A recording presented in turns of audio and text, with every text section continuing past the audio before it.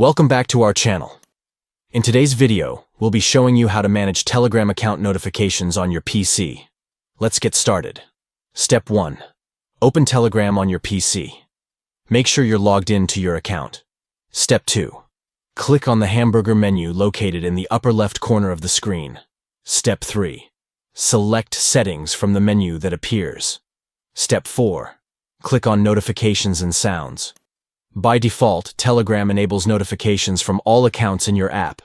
To manage this, click on the toggle next to All Accounts. To receive notifications from only the account you're currently using, toggle the switch to disable notifications from other accounts. And there you have it. You've successfully managed Telegram account notifications on your PC.